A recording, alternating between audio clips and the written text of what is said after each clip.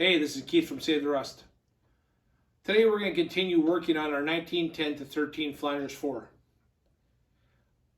In the last couple weeks I made a plate that's going to hold our frame together at the engine mounts because it is broken underneath here, and it'll keep the distance between the two mounts where they need to be.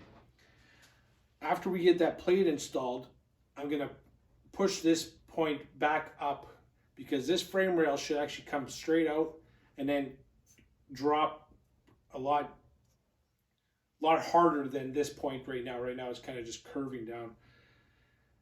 So again, this frame was run over by a tractor 40 years ago, and we've got to manipulate it so that we can get some measurements so we can replicate these frame tubes.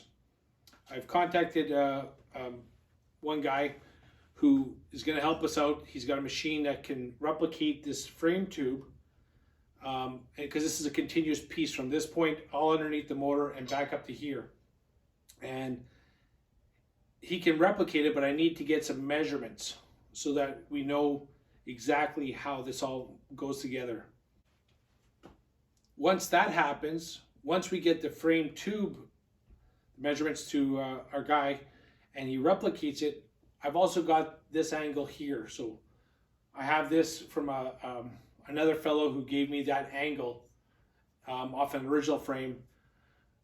Once we get that, then I can start pulling these tubes off, removing the castings from this tube that's all ripped here, bent here, bent here, bent here, ripped down here, and we can start replacing the tubing. And once we get the perimeter of the frame done, we'll have another piece here that goes over top, which holds the clutch and belt tensioner mounts. And yeah, progress. So it's that's a whole key here, is to get forward progress on this and follow along.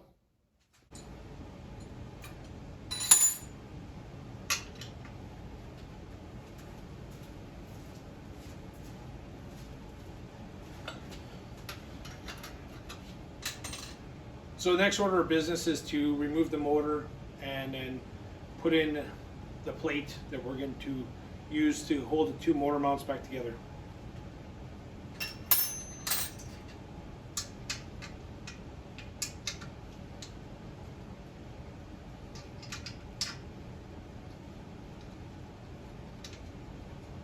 I've already taken the measurement between the two pieces, so if this frame decides to move, at least I have that measurement.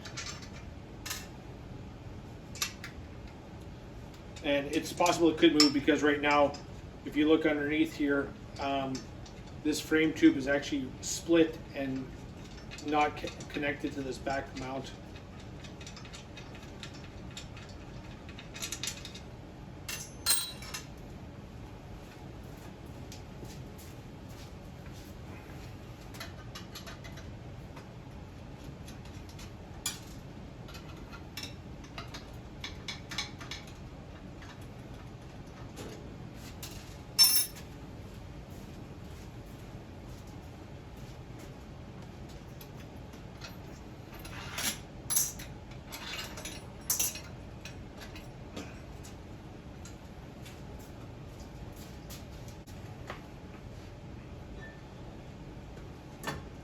So here's a mount I made. It's like probably 1/2-inch plate, and hopefully I got my measurements right here.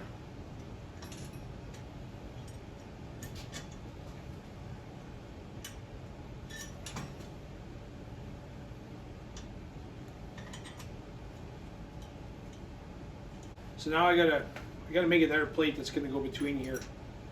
And I knew this was gonna happen. I just had to get this in first to make sure, see where I'm at.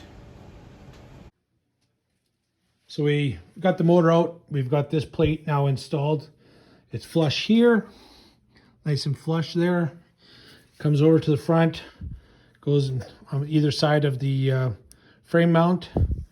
So here you can still see where this is broken. And this whole mount is actually needs to be cocked back this way a bit. You can see it's bent here. So the whole thing's bent, but now we can set up our porta power and push up between the frame rail here and get this angle a little bit more of the angle of the gas tank, because it follows it. The frame actually follows it. And then what that'll do is that's going to pull this point back. It's going to pull it back, and you can see closer up how this is all ripped. So this should be straight, goes right into there. So this has actually been turned this way. It's actually turned that way. So again, all we need is some measurements, and we're closer. So if you looked at the frame from this angle, you'd see that it's bent over this way. So I just want to push it over a little bit and get a bit straighter, so it's more in line with the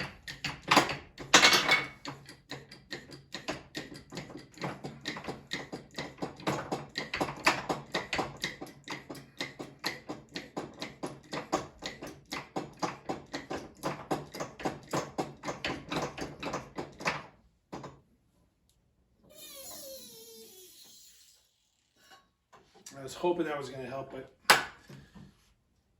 it did a little bit. So what I'll do now,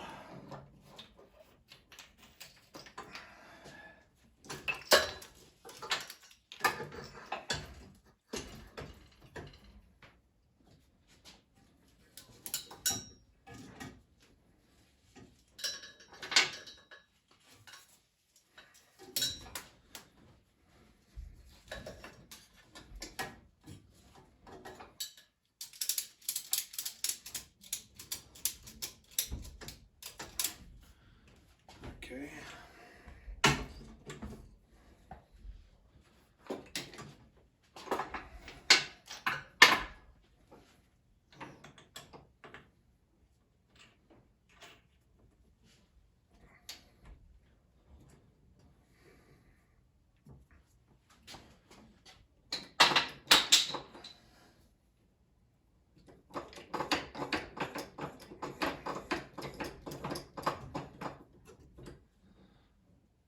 So watch it here. So when I do that, everything gets pushed and pulled.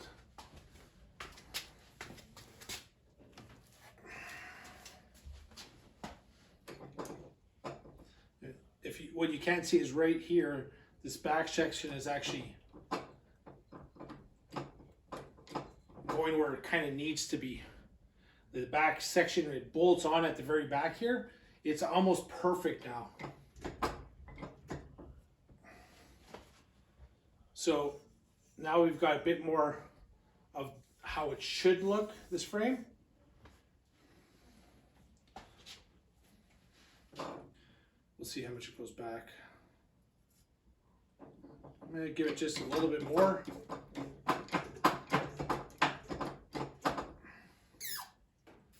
You always got to go a little bit past the point because it'll retract a bit.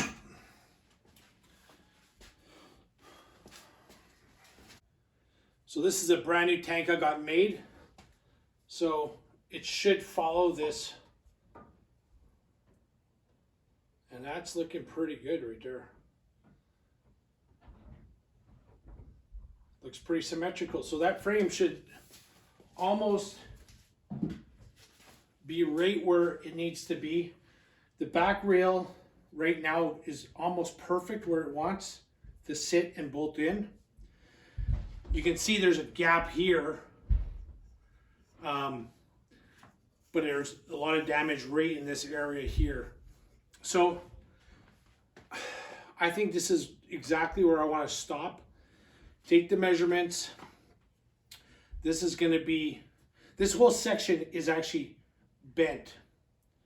So what I'll do is I'll take measurements from here to this point, this to this point. And like this is all bent here. So this should be straight. This mount should be cocked a little bit back. and then this would all flow together properly. So even though there's about a good inch here of difference, the motor plate that I made is exactly the distance between the frame. I mean, the same distance that the motor would hold this frame in position. And you've seen how it follows the tank, so that's more correct. I do have this angle. I think it's 114 degrees, something like that. So now I can start taking some measurements and getting this tube replicated. Cool.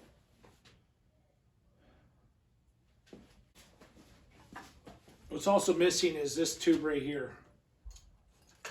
That's what's left of it. So this tube really deteriorated a lot. It's amazing how the rest of the tubing, like this is the original paint here, black, how this is still solid, very solid. But this tube rotted, like completely rotted away. So this would have went right in there between here and there, about that position. And this is your belt tensioner and your clutch. So we'll replace that. So here is the Flanders muffler. So it looks pretty rough, it is, but what it does is it gives me a lot of information. So basically that's what it would look like. It would have a flat end on this side, and it had a beveled end on this side, and you can see it's perforated. So the pipe would come down, and it would come down into this position and drop in, and the inside, that's what a silence did, I guess, with all these perforations. You can see the angle. So what I'm going to do is I'm going to start making some drawings so I can replicate this. And I bought a slip roller this week just so I can roll the outside of the muffler and the cones inside the muffler and the front of the muffler, or rear. I have to look at that. So, you know, just this end piece gives me a lot of the dimensions. It gives me the outside and inside of the pipe here. So that gives me that. This bolt from there to there gives me a starting point, how wide it was, and these angles, it'll tell me how to make these. So even though it's rotted, even though it's really, really rough, you can still see how it was riveted together. Right here, right here, right here. So there's a lot of information here, which is cool. So gonna start on that this week, kind of coming up with some measurements and stuff. So stay tuned. So I hope you liked that last video I just did here. I'm trying to give you guys a good understanding of what I'm trying to accomplish and how hard it is to get these numbers and get these dimensions and everything. So I hope you appreciate it, and thanks for following. Believe it or not, I'm gonna ride this one day. It's true, and I can't wait. Have a great day.